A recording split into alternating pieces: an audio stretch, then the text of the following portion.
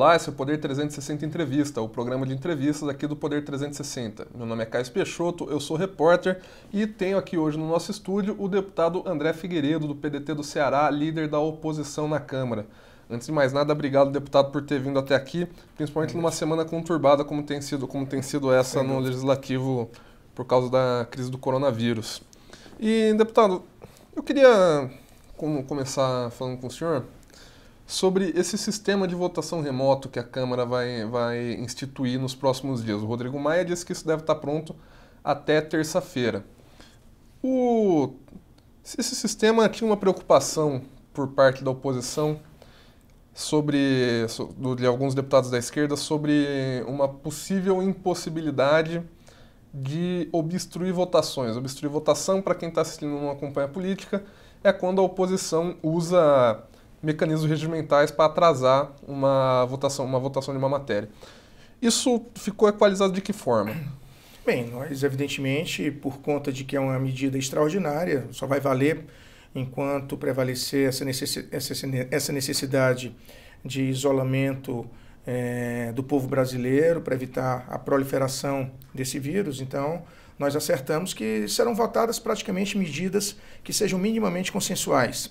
E para evitar que se paute determinadas questões que com certeza não terão nenhuma aceitação por parte da oposição, às vezes por parte dos partidos de centro, nós resolvemos dar o poder de veto às lideranças da minoria, da oposição e da maioria. Isso está escrito no projeto de resolução que foi aprovado. Isso. Então, a gente tem que projetos relacionados ao coronavírus, que o governo precisa para combater a crise de saúde e possivelmente a crise econômica, eles poderão ser votados. A oposição vai vetar que entre em votação as reformas econômicas que o governo quer? Porque o ministro Paulo Guedes, e ele deixou vários deputados muito irritados com isso, toda a oportunidade que ele tem para falar de coronavírus, ele disse que o melhor jeito de combater os impactos do coronavírus na economia é aprovando as reformas que ele apregoa. A oposição vai exercer o poder de veto para barrar essas votações? Eu acho que não será nem necessário. A gente já ouviu sinalizações do próprio governo dizendo que as reformas vão ser votadas no período após essa crise. Então, evidentemente, se acontecer o inusitado do governo querer votar, evidentemente que nós vamos vetar, porque a pauta agora não é essa. A pauta agora une a nação brasileira, que é o combate, o enfrentamento, a proliferação dessa pandemia que nós não podemos tergiversar. Nós precisamos realmente enfrentá-la no sentido de destinar mais recursos para a saúde. Por isso, estamos aprovando o projeto de decreto legislativo que institui a calamidade pública no Brasil, para que o governo possa ter mais celeridade na destinação de recursos e não infringir a lei de responsabilidade fiscal. E também nós temos a preocupação de um tripé: mais recursos para a saúde, também protegermos aqueles que não tem, digamos assim, um emprego fixo, que não tem uma fonte de renda fixa, que certamente vai sofrer com a economia paralisada, que é o caso dos trabalhadores informais, dos trabalhadores intermitentes, um garçom, um motorista de Uber, um taxista. Nós temos que ter a preocupação de preservar uma renda mínima para algumas categorias que não têm essa garantia.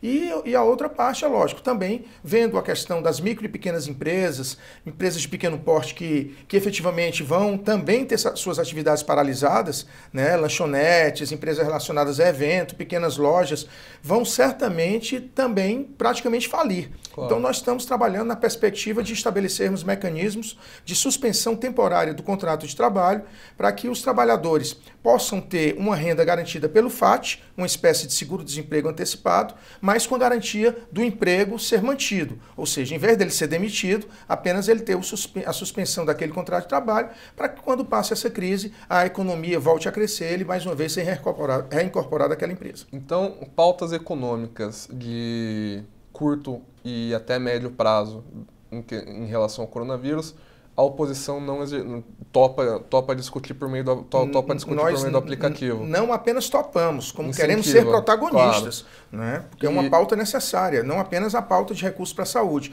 mas uma pauta da gente realmente preservar minimamente a capacidade econômica produtiva do nosso país. As reformas que o Paulo Guedes apregou, é isso só para não deixar nenhuma nenhuma ambiguidade, a oposição com poder de veto, enquanto estiver rolando votação pelo aplicativo, isso não vai entrar em pauta. Não vai, porque essas ditas reformas, elas estão sendo discutidas ainda a nível de comissões.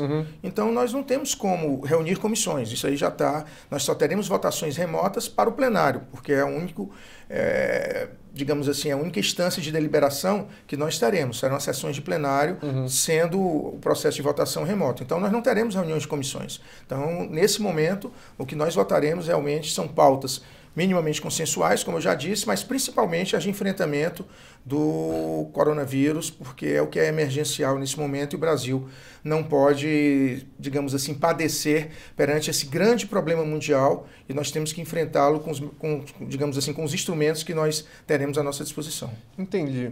E eu vim para Brasília para ser correspondente, para ser setorista de Câmara aqui do Poder 360 em outubro do ano passado. Não faz tanto tempo assim, mas eu acompanho política há mais tempo, já tinha trabalhado aqui antes e tal. E a gente reparou, a imprensa toda reparou, o Brasil todo reparou que em 2018 foi eleito um Congresso bastante liberal na economia e a oposição ela está pequena, ela tem tido uma dificuldade em fazer um combate que seja efetivo no sentido de realmente conseguir barrar as coisas. Nesse período de crise de saúde pública vai ter uma convergência maior, pelo que tá se pintando. Vai ser por aí mesmo? A oposição, o Centrão e o governo vão conseguir sentar e conversar e falar nos mesmos termos? Esperamos que sim. A nossa disposição é essa. Nós temos, evidentemente, como já foi dito, várias divergências em relação aos projetos liberais desse governo, em termos de reformas que retiram direitos de quem já quase não os tem, né? Mas nós queremos, claro, discutir uma pauta econômica que proporcione à economia produtiva do nosso país a capacidade de sobreviver, né? Nós não podemos ficar à mercê de uma economia especulativa que às vezes cede migalhas, como nessa redução, por exemplo, de juros do empréstimo consignado, que é uma redução mínima, o empréstimo consignado é risco praticamente zero, né? A gente vê que está reduzindo os juros mensais do cartão de crédito com garantia consignada de 3% para 2,7%. Ainda é uma extorsão, né? Então, nós não queremos essas migalhas que eventualmente venham a ser concedidas. Nós queremos realmente mecanismos que efetivamente façam com que o Brasil não pare, façam com que as empresas não vão à falência e que os trabalhadores informais, o povo brasileiro mais humilde, tenha mecanismos de sobrevivência. Literalmente é isso.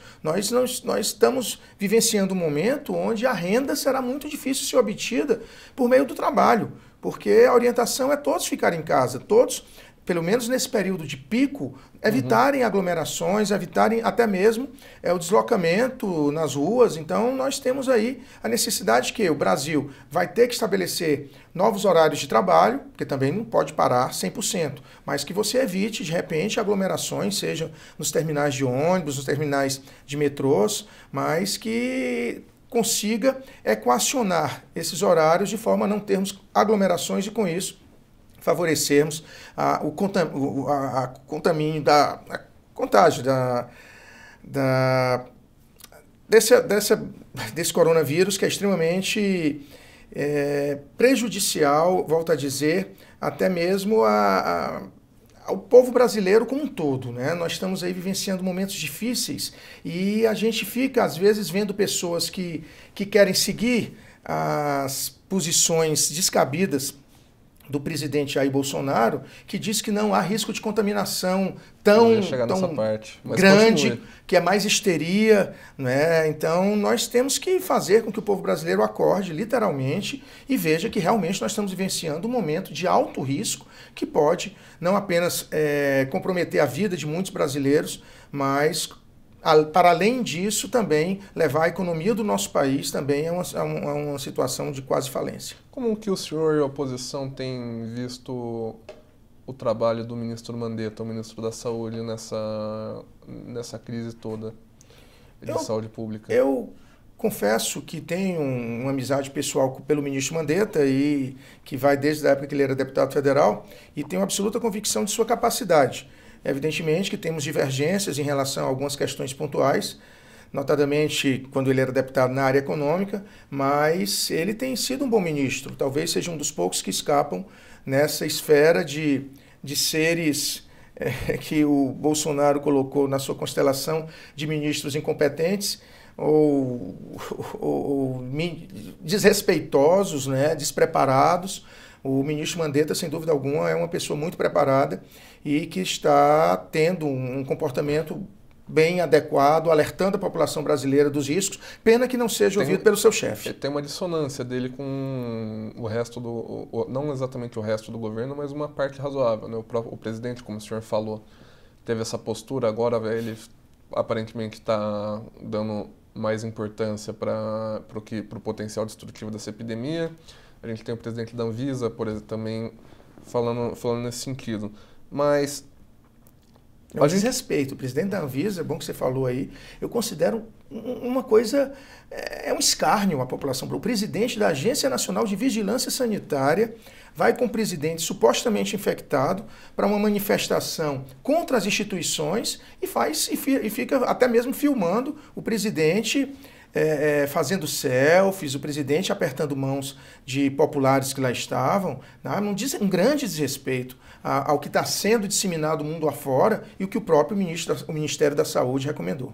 E já que o senhor tocou no assunto, eu ia perguntar disso mais tarde, mas já que o senhor tocou no assunto da manifestação, que é manifestação no singular, porque é que o presidente Bolsonaro participou, foi uma aqui em Brasília, mas teve em outros lugares do país. Como é que o senhor e a oposição enxergaram, e aí eu não estou falando de mérito, mas de correlação de forças?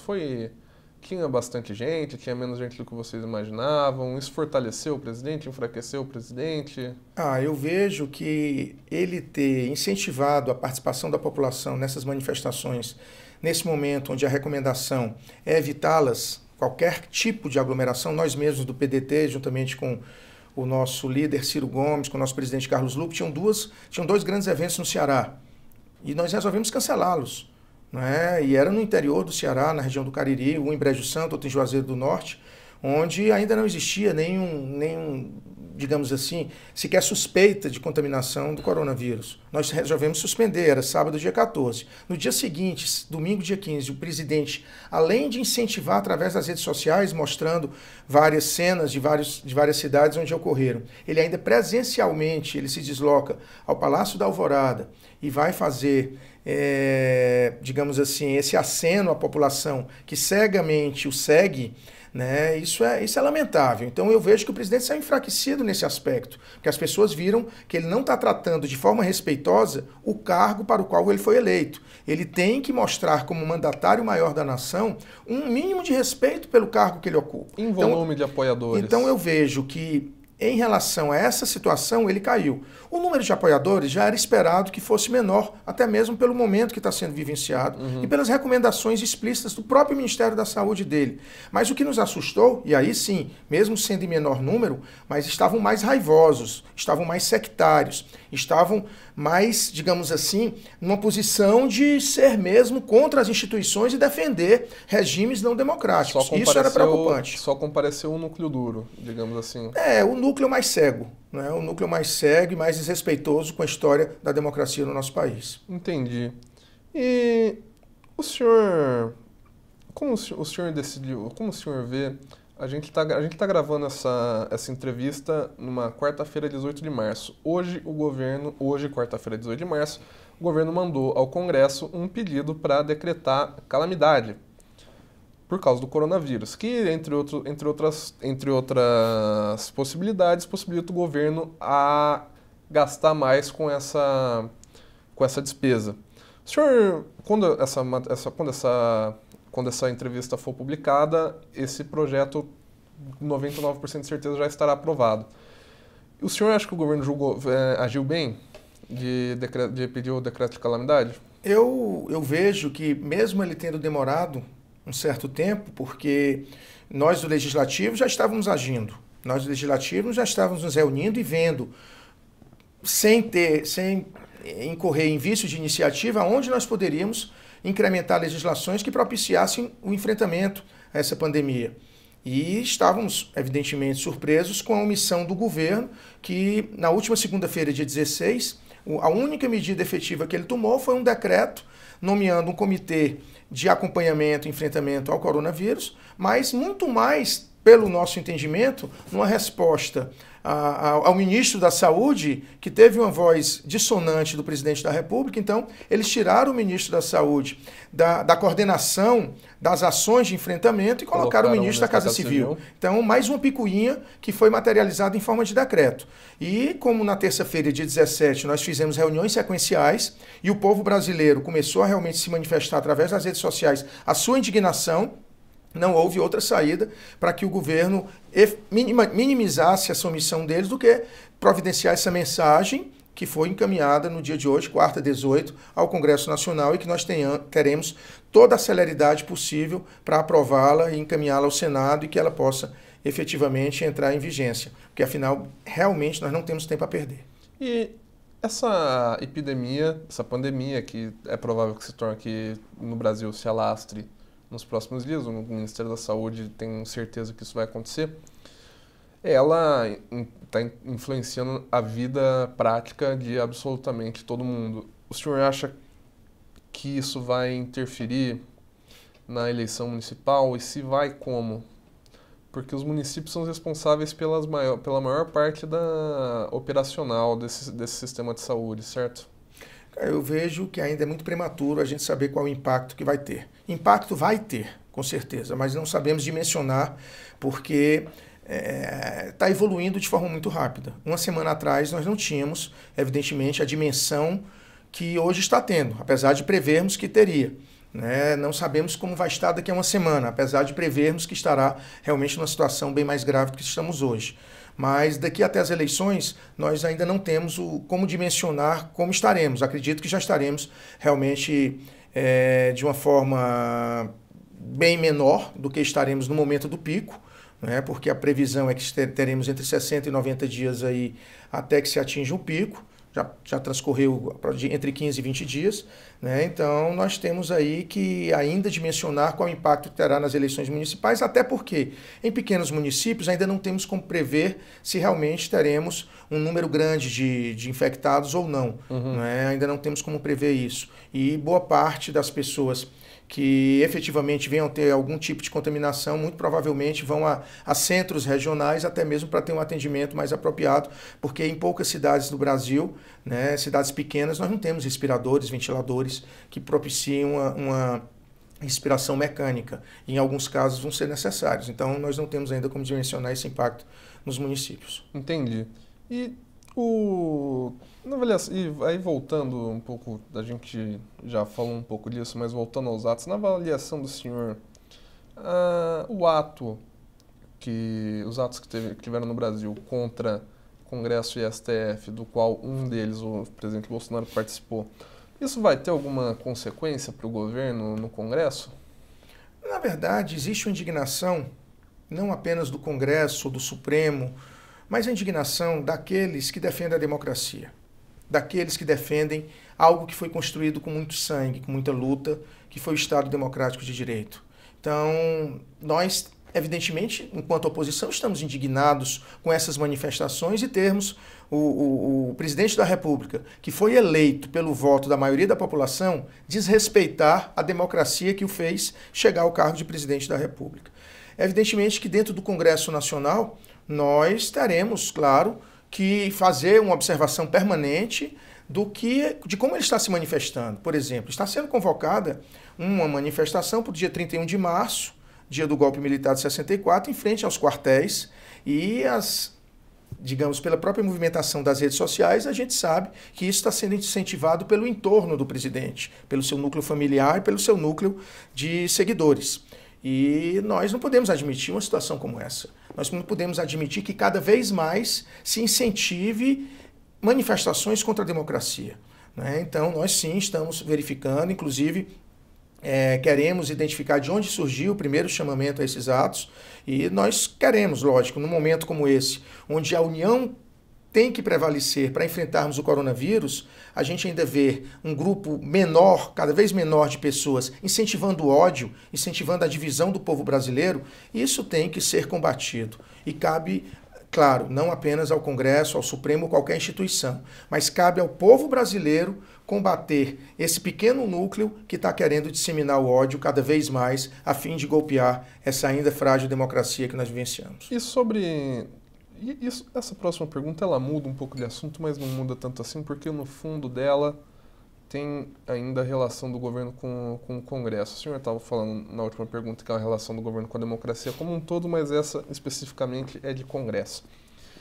Eu ouvi de alguns deputados nos últimos dias que foi um erro ter derrubado o veto às mudanças no benefício de prestação continuada. O benefício de prestação continuada, para quem não conhece, é uma ajuda que o governo federal dá a pessoas que ganham até 1/4 de salário mínimo. Renda per capita. Renda per capita de até 1/4 de salário mínimo.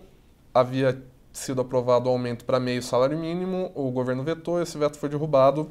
Isso está no TCU nesse momento, a gente não sabe exatamente, não dá para saber exatamente o que vai acontecer. Mas por que me disseram que talvez tenha sido um erro isso? Porque teve o dinheiro, 20 bilhões, que poderia ser usado agora nessa crise do coronavírus, mas principalmente porque porque esse atrito está criado faz muito tempo, mas deu mais uma volta nesse parafuso de atrito entre Congresso e governo num momento em que já estava desenhado que ia ter uma crise que todo mundo ia precisar trabalhar junto. O senhor acha que o timing foi bom? Tinha que ter feito aquilo mesmo? Podia ter esperado? Não, veja bem, quando se veta uma matéria, nós temos um prazo de análise do veto, porque os vetos trancam a pauta do Congresso Nacional. Então não dava para esperar. Então nós tínhamos que votar, seja para manter o veto, seja para derrubá-lo. Evidentemente que nós que defendemos o mérito da matéria, claro, nós votamos para derrubar o veto. Agora, o governo sabe que para derrubar um veto são necessários 41 senadores, o voto mínimo, teve 45. Muito grande. Hein? Precisa de um descontentamento muito grande. Pois é, e no mínimo 257 deputados, teve 302. Então existe, claro, um descontentamento no diálogo, porque o governo não dialogou. Se o governo quisesse, tinha mantido esse veto. E poderia, posteriormente, debater alguma situação alternativa. Então, o veto foi derrubado. O TCU, numa decisão monocrática do ministro Bruno Dantas, que é uma pessoa extremamente atenciosa, sensível às demandas do Poder Legislativo, até porque o TCU é um órgão auxiliar do Poder Legislativo, então ele ouviu, nós, enquanto líderes da oposição, fomos até ele. Eu tenho expectativa, inclusive, que essa cautelar seja revogada, mas que nós possamos, evidentemente, dentro de um prazo que venha a ser dado, nós possamos encontrar soluções alternativas para que esses recursos, que uns dizem que são 20, outros dizem que são 10 bilhões, nem o governo sabe exatamente qual é a matemática correta do impacto dessa ampliação da renda familiar mínima sair de 1/4 de salário mínimo para meio salário mínimo. Então, se nós fizermos um meio termo e darmos àquelas famílias em maior vulnerabilidade essa possibilidade de ser meio salário mínimo, se nós propiciarmos também a possibilidade de uma família, digamos, hipoteticamente, se um trabalhador é aposentado com um salário mínimo, a esposa dele, que chega aos 62 anos e nunca trabalhou, ela não poderia receber o BPC porque já existe um benefício sendo concedido, que é a aposentadoria. Então, hoje, você vai poder acumular 2 benefícios, 2 BPCs numa mesma família, dentro de uma linha, digamos assim, que seja alternativa. Então, o que eu considero dentro de um momento que nós estamos vivenciando, é importante que os recursos, que a gente sabe que não são vultosos, mas que eles possam sim ser direcionados para além dos idosos que recebem o BPC e para além das pessoas com deficiência, também para o entorno delas, daquele jovem, daquele pai de família que está desempregado e que precisa de um mínimo de renda para sustentá-la. Então, nós temos que, digamos assim, fazer uma disseminação maior desses poucos recursos para que nós possamos atender um número maior de famílias. E é por isso que nós estamos discutindo que dentro de um projeto alternativo que venha a ser inserido, nós da oposição estamos minutando, nós queremos fazer com que possa se incorporar também essa ajuda emergencial em termos de benefícios assistenciais, justamente como para aquelas categorias que eu te falei antes, né? Trabalhadores intermitentes, trabalhadores informais, enfim, pessoas do CAD único, né? Então nós estamos querendo atingir um número maior de pessoas com os recursos que nós teremos disponíveis para a questão assistencial. Entendi. E já se encaminhando para o fim da entrevista, a última pergunta que é só para o senhor, que é: a gente teve, num passado razoavelmente recente, uma disputa entre PDT e PT pela liderança da minoria da Câmara. A liderança da minoria, para quem não sabe, você tem blocos na Câmara, a maioria é o maior bloco, a minoria é o segundo maior bloco, certo? Sim. Isso não é necessariamente oposição, mas no momento tem uma intersecção... Convencionou-se que seria concedido aos partidos de oposição. E tem uma intersecção muito grande entre os partidos. Isso deixou alguma cicatriz nos partidos de oposição? Como que está isso hoje? Não, já está superado. Já está superado. No momento onde nós tivemos o início da legislatura, o PDT formou o maior bloco dentre aqueles que não eram governo. E nós éramos o maior partido desse bloco. Então coube o PDT indicar o líder da minoria. E o PDT não indicou ninguém dele, indicamos a deputada Jandira Fegali, que é do PCdoB.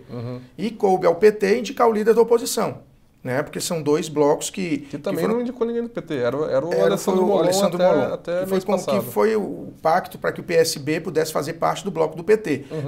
Foi ser concedido, na verdade, à época, a liderança da minoria. É porque nós conseguimos fazer um bloco maior do que o deles e nós fizemos a liderança da minoria. E ficou pactuado tacitamente que assim seria durante a legislatura.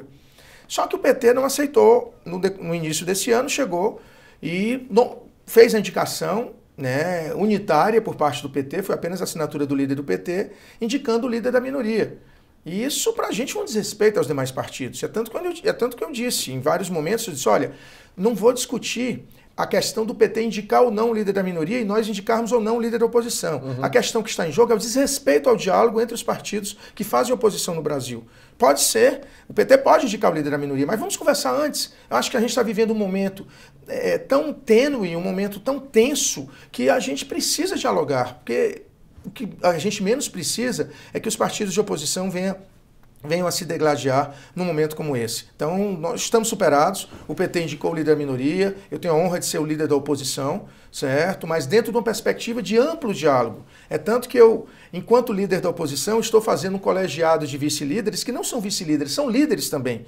Esse coletivo de pessoas que são extremamente respeitadas dentro do Congresso Nacional, nós queremos tornar um efetivo de líderes da oposição para que a gente possa fazer também esse enfrentamento no Congresso de uma forma muito elevada, de um debate com muito conteúdo, para que realmente a oposição mostre o seu real papel dentro do Congresso Nacional. Entendi. E agora sim, se encaminhando para o final, deputado, tem uma série de perguntas que a gente faz para todo político que vem aqui. Dependendo, às vezes a pauta avança, a gente muda uma ou outra, mas o cerne é sempre o mesmo. Então eu queria saber do senhor, primeiro, em poucas palavras, como é que foi infância e adolescência do senhor?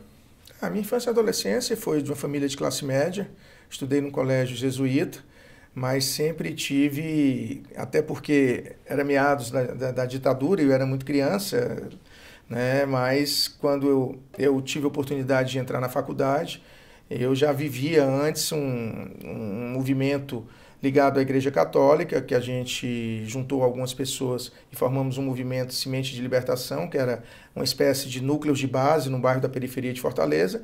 E eu sempre tive, digamos assim, uma vontade de lutar muito grande por um Brasil diferente. Então, minha infância e adolescência, até porque meus pais nunca foram políticos, né, sempre foi de uma vida normal de uma criança ou um jovem de classe média. O senhor, inclusive, já respondeu o porquê entrou para a política. Eu vou passar essa pergunta.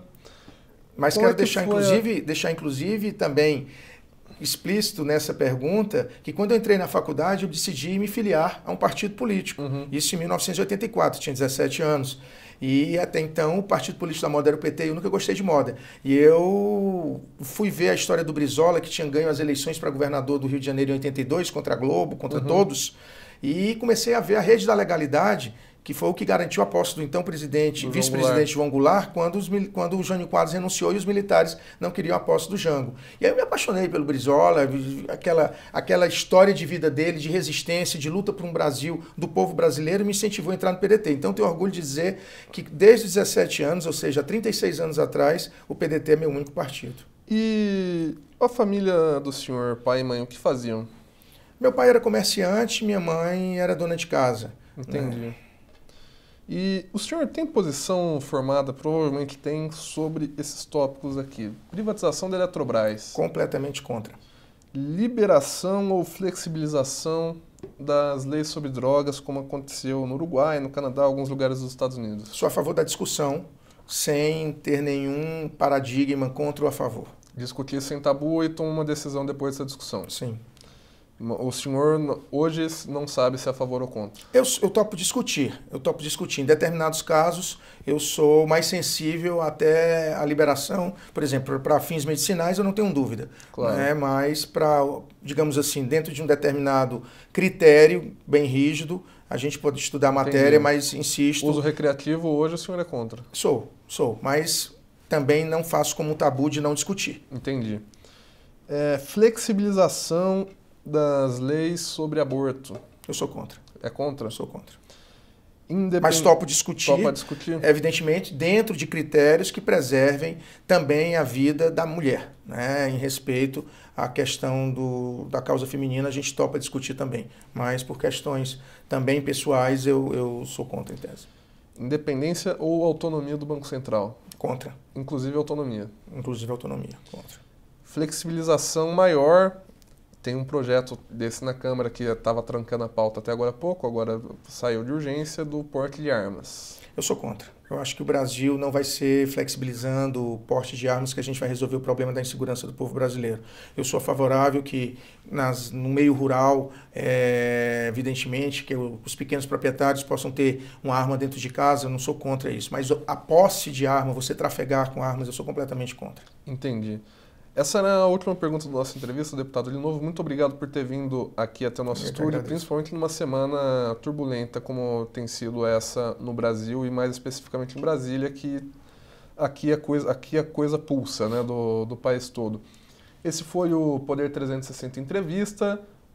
Muito obrigado pela sua atenção. Se inscreva no nosso canal no YouTube, siga a gente nas redes sociais, acompanhe as principais notícias do poder, da política e da economia no poder360.com.br. Muito obrigado, até a próxima.